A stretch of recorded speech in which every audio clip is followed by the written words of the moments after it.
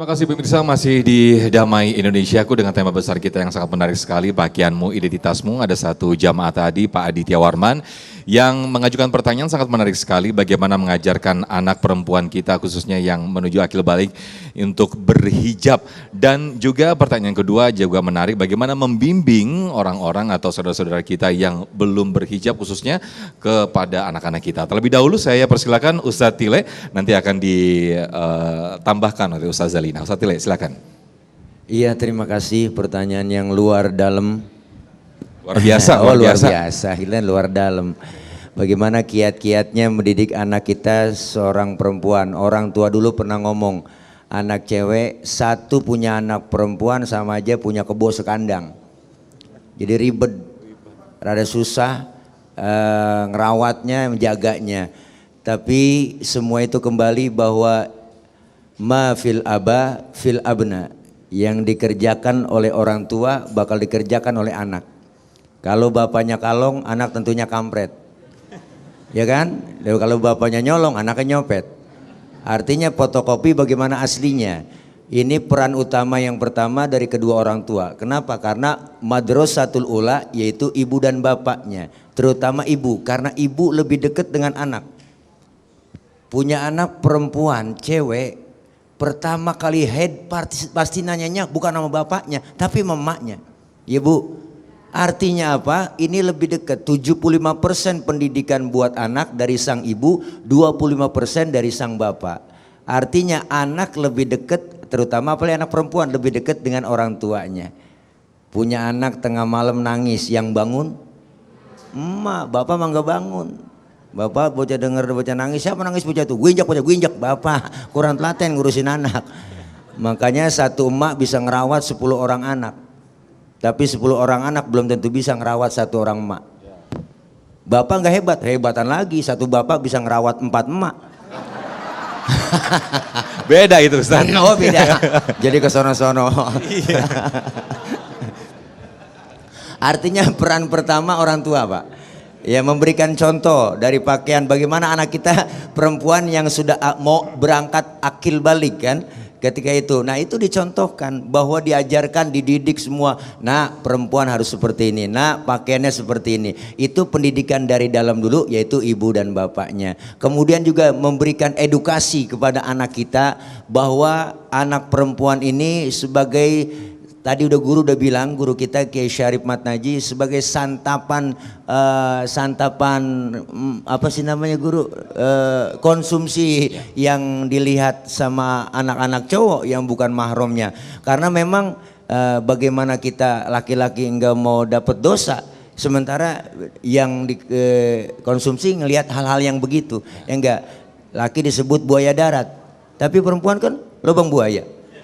Jadi artinya jangan mengundang pandangan laki-laki dengan tontonan, dengan konsumsi pakaian yang enggak diajarkan oleh agama kita. Mudah-mudahan itu sedikit masukan bahwa peran orang tua sangat penting. Betul terutama banget. ibu Yep. untuk memberikan edukasi kepada anaknya tentang memakai busana yang memang dianjurkan oleh Islam, yaitu busana muslimah. Itu aja ya, ditambahkan sama guru kita. Bapak kalau kurang puas silakan nyari kepuasan di luar ya. Makasih.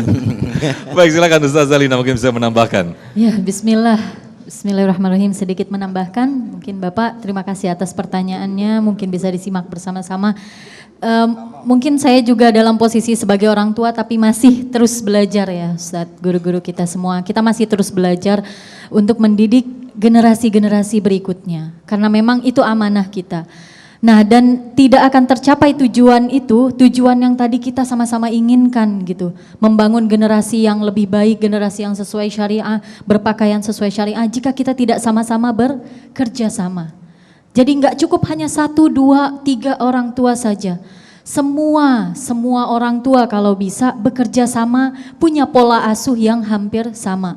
Pola asuh yang sesuai syariah. Jadi yang paling pertama seperti yang tadi disampaikan oleh guru kita, pembiasaan dan contoh itu dari orang tuanya. Kullu mauludin yuladu ala fitrah fa abawahu yuhawidani au yunassirani au yumajjisani.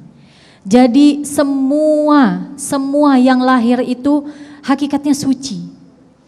Orang tuanya lah yang punya peran penuh 100% untuk membentuknya. Mau jadi apa anaknya? Mau berhijab dengan baik atau ternyata malah bikin konten-konten viral. Jadi yang paling pertama, lingkungan yang paling pertama yang patut dibenarkan atau disalahkan itu adalah orang tuanya.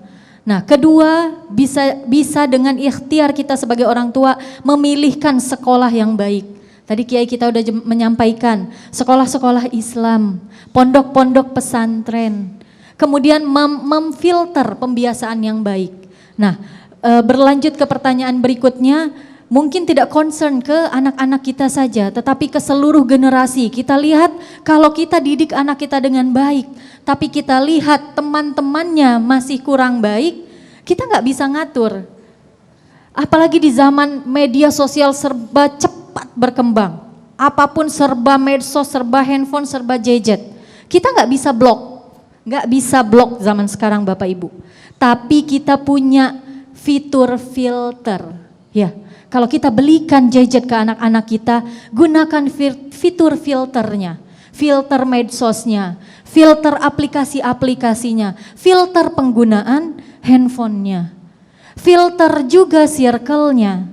Alhamdulillah sepengetahuan saya banyak sekali saat ini sudah Bapak Ibu komunitas muslimah yang rutin kajian-kajian, rutin membuat circle-circle baik yang insya Allah pembahasannya juga mengarah kepada pengembangan diri muslimah itu sendiri. Baik.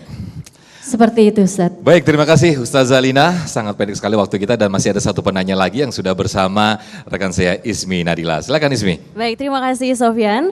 Dan kita masih punya pertanyaan satu lagi dari jemaah. Ini dengan siapa?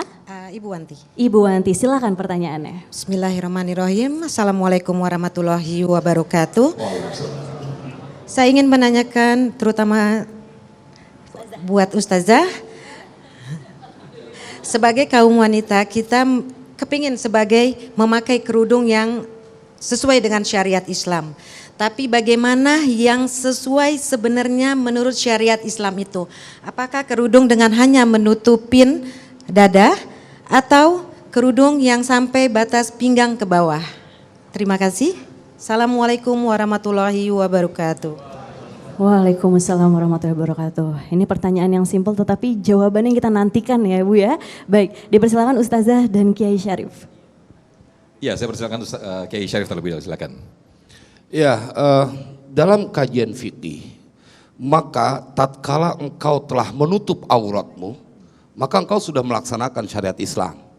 Tetapi dalam kajian Al-Quran seperti karena tidak cukup dengan menutup aurat, seperti ini disampaikan oleh Kiai Tile, dia memakai pakaian ketat, dia menutup aurat, yes, tidak tampak dari orang lain, yes, tapi efek tabarrujnya masih tetap menjadi bagian yang membahayakan.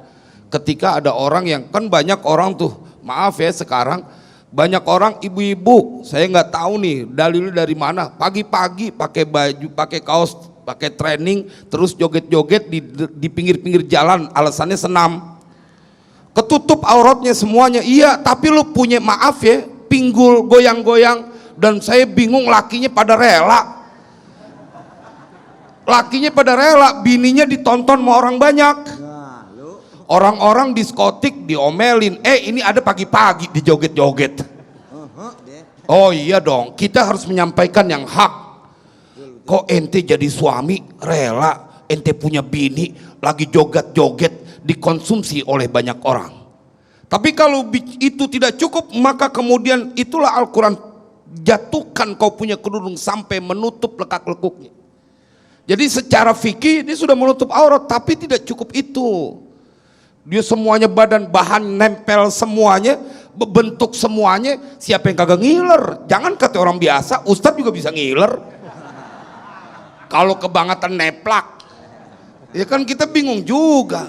Nah maka tugasnya para suami lah, karena istri takut sama suami, kudu diajarin. Gua nggak rela, lu pakai joget-joget di pinggir jalan, lu di dalam kamar, jangan kata pakai baju ketat, lu kagak pakai baju nggak apa-apa.